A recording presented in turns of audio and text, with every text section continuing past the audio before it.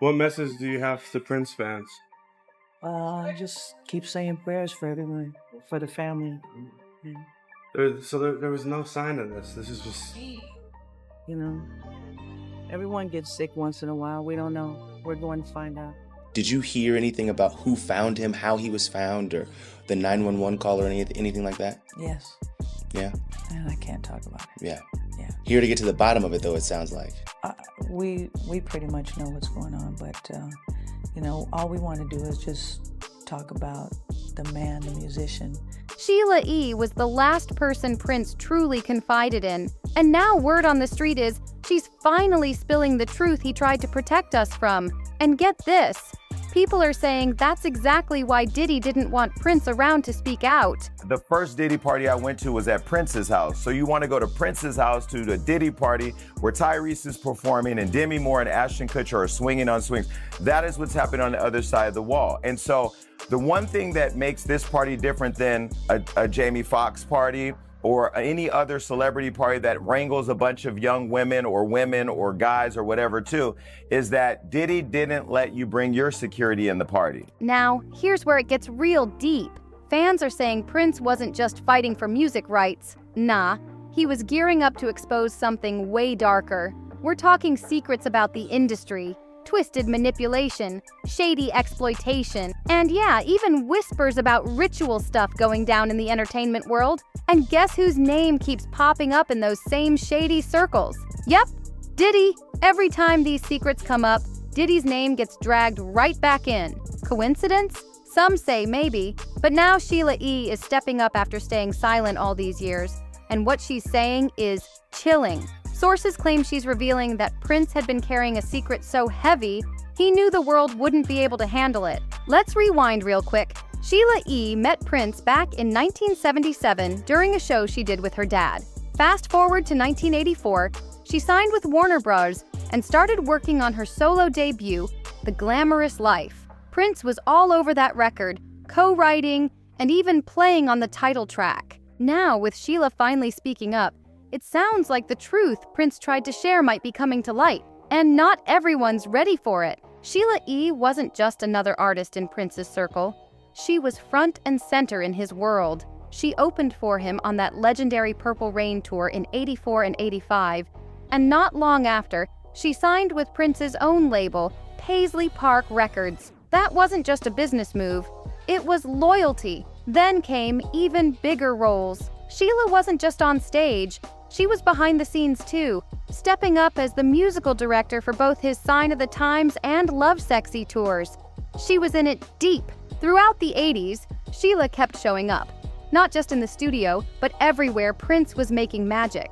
She laid down vocals and drums on his tracks, popped up in his Sign of the Times concert film, rocked the stage with him at the Bright Awards, and even joined him again for a tour in 2007. These two were a power duo, no doubt. But here's where things take a turn, because it wasn't just music between them. Sheila E. and Prince had something way more personal going on, something fans still talk about in hushed tones. During one unforgettable live performance, Prince locked eyes with Sheila from across the stage and mouthed two words that changed everything: "Marry me." No script, no setup, just raw emotion right there in front of the world. According to reports, they even got engaged for a short time after that, though they never made it down the aisle. You were in a relationship with Prince. He even proposed to you. How did he do it? It was during the Sign of the Times tour, and there were many songs that were like really emotional to me when we played, and Purple Rain was one of them. So playing that song and playing drums, I just love playing that song. And next thing I know, he's taking his solo, and as I opened my eyes, he was turning at the same time that I opened my eyes, and he's taking his solo and he turns to me and he said, "Will you marry me?" And while some say the two hadn't spoken for about 5 years before Prince passed in 2016, there's no denying the bond they shared ran way deeper than music. So the story goes that Prince and Sheila E. drifted apart after she dropped her autobiography, The Beat of My Own Drum, which spilled some serious tea about their relationship. But what if that's not the real reason they fell out? According to some tight-lipped insiders, the truth is, They actually patched things up before Prince passed, and during that time, he allegedly confided in her about some shocking stuff, especially involving Diddy. Now, let's not forget, Prince was always outspoken about the dark side of the industry. He wasn't scared to speak on how certain power players ran the show, controlling artists, shaping what the public saw, and silencing those who tried to fight back. On December 31st, 1999, my publishing contract with Warner Chappell expired, thus emancipating the name I was given before birth, Prince, from all long-term restrictive documents. I had searched deep within my heart and spirit, and I wanted to make a change and move to a new plateau in my life. And one of the ways in which I did that was to change my name. It sort of divorced me from the past and all the hang-ups that go along with it, as it's been well chronicled in deep dispute with my record label. And which is Warner Brothers, right? Yeah. We had some issues that were basically about ownership of the music and how often I was supposed to record and things like that. I really searched deep within to find out the answer to whether fame was most important to me or my spiritual well-being, and I chose the latter. So was Diddy caught up in all that? Some folks say absolutely, and it wouldn't be the first time his name came up in these kinds of convos. One thing that never changed was Prince's fire when it came to artists owning their music and getting paid what they deserve. That was his mission, and he wasn't letting it go. He hated how artists were being treated like products instead of people. Let's rewind to the start. Prince signed with Warner Music in 1977, when he was just 18 years old. His early albums from 78 to 81 didn't blow up on the charts, but Warner kept him anyway. Why? Because even back then, they knew he was different, a real musician, not just a trend. They saw the spark, and they wanted control before the world caught on. That early loyalty from Warner made the label look real good, like they were all about supporting long-term talent. Well, it's not your game. You didn't make the rules, so everything comes hard. And as long as you're signed to a contract, you're going to take a minority share of the winnings. A select few of us will do well, the majority will not. So as a people, we'll be considered a minority. But stop. Let's take a moment and look at yourselves. There's nothing minor about you. You are a blessed people. You're the most talented on earth, and you are still grateful. That is why upon winning in their game, you always thank God. Tonight I would like to ask one favor of you. Imagine what we'll all be like in our own game. Peace and love for one another. And by 1982, just a year after MTV hit the scene, Prince was back with more music, and for the first time, he cracked the US top 10. He wasn't just making hits, he was changing the game.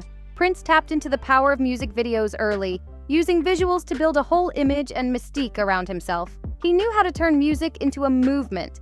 As Prince cemented his spot in the industry, he took the next big step, launching his own label, Paisley Park Records. But here's the catch. It was partially funded and distributed by Warner. So while it looked like he was gaining independence, the label still had its claws in him.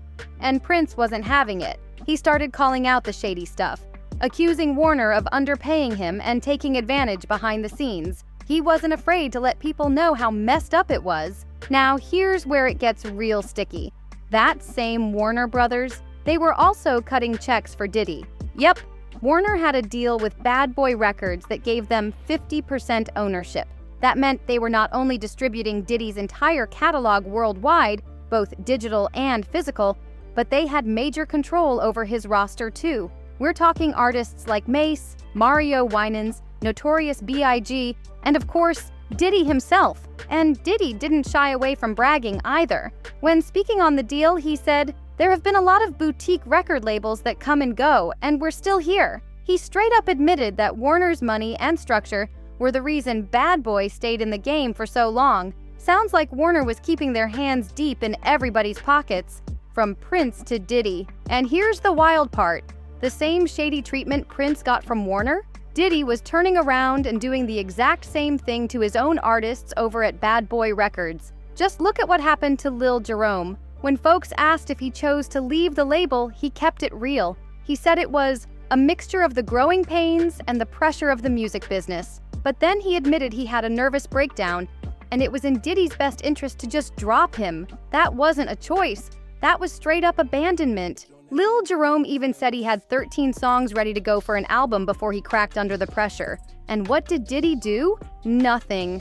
Just tossed him aside like it was no big deal. Then there's Carl Thomas. He shared that after his brother passed away, Diddy waited just 1 week before calling him up to ask when he'd be back in the studio, talking about, "I got hits for you." Like, really?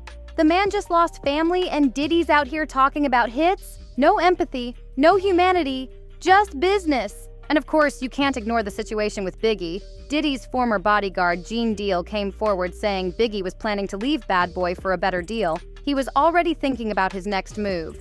But before he could make that move, tragedy struck.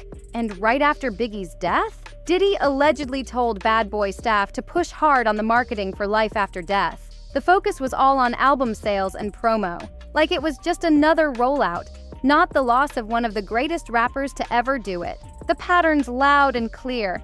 Same exploitation, different label. Diddy wasn't even taking time to grieve. He was locked in on one thing: charts. All he cared about was number one, number one, number one. Then it was top 10, like he was obsessed. All while people around him were hurting, Diddy stayed focused on pushing Biggie's album, like that was the only thing that mattered. But get this, before those lawsuits started hitting him hard, Diddy made headlines for a totally different reason. Out of nowhere, he announced he was giving back publishing rights to artists signed under Bad Boy, even some who hadn't worked with him in years. On the surface, it looked like a generous move, but the deeper you look, the more it starts to feel like just another slick play for control. Aubrey O'Day, one of the artists affected, wasn't buying it. She spoke up and said she got the details of that publishing deal months before Diddy made it public. So basically, we only get the amounts due since Sony bought our catalog. Okay. So streaming for the past couple years, it's about $800, $900, some in the hundreds, okay? And in order to get that, I have to release him for any claims or wrongdoings or actions prior to the date of the release. I have to sign an NDA that I will never disparage Puff, Bad Boy, Janice Combs, or Justin Combs Music, or EMI, or Sony ever in public. And she wasn't the only one. Other Bad Boy artists got the same calls offering their rights back. But there was a catch. It wasn't just about doing the right thing. It felt like another way for Diddy to manipulate the narrative and keep folks quiet. And here's where Prince comes back into the picture. Word is, he had already peeped game on all of this, long before the rest of the world caught on. If Prince shared even a piece of what he knew with Sheila E, it explains why she's just now starting to talk. Because maybe the truth he died with is finally creeping up on the people he tried to warn us about. Sources close to Sheila E say she's been telling people that Prince saw this industry clearly, years ahead of everyone else. He spoke on the way artists were being used, how ownership was being stolen, how dreams were crushed for profit. He didn't sugarcoat it. He called it what it was, modern-day slavery. Prince wanted to name names, expose the games, and shake the whole system. For years, Sheila E stayed quiet, always honoring his memory with grace and respect. There are reports that say that the landing last week was a treatment for some sort of drug overdose, whether prescription or illicit. Did you ever have any signs of drug use? Did you ever see any signs of drug use with him lately that would end up in something like this? No. But nearly 10 years after his passing, she's allegedly starting to let little truths slip out. She's hinted that Prince carried a heavy weight, a truth he didn't share with many. And those close to her say he trusted her with what he believed was coming, a storm that would shake the music industry from the inside out. Prince wasn't just fighting to own his masters, he was trying to expose the whole system. He warned that some of the biggest names in the game were out here playing God with people's careers, controlling lives, legacies, and every dollar in between. And now, with all the chaos surrounding Diddy's legal drama, folks are finally starting to piece things together. The dots are connecting, and it's getting scary. What's even crazier is that Prince seemed to know something was coming just before he died. A few days before his death, he posted a cryptic picture of himself with a mysterious caption that was later deleted. It said, "Just when you thought you were safe. Chills, right?" At his final public event, a low-key gathering at Paisley Park, right after his so-called treatment, Prince reportedly told people in the room, "Wait a few days before you waste any prayers," like he knew the end was near, and it wasn't from natural causes. Then, boom, Prince is found unresponsive at 57 inside his estate in Minnesota. The official word? An accidental fentanyl overdose after taking fake Vicodin laced with the deadly drug. But even Sheila E wasn't buying it. She said from the beginning, something about it just didn't sit right. So now we gotta ask, was Prince's death really just a tragic accident? Or was it something bigger? Something darker? Is Sheila E finally ready to blow the lid off what Prince tried to warn us about? And how deep is Diddy really in this game? Drop your thoughts in the comments. Is this all just wild speculation? Or are we finally starting to uncover the truth Prince took to his grave? Don't forget to like, subscribe, and share this with someone who needs to hear it.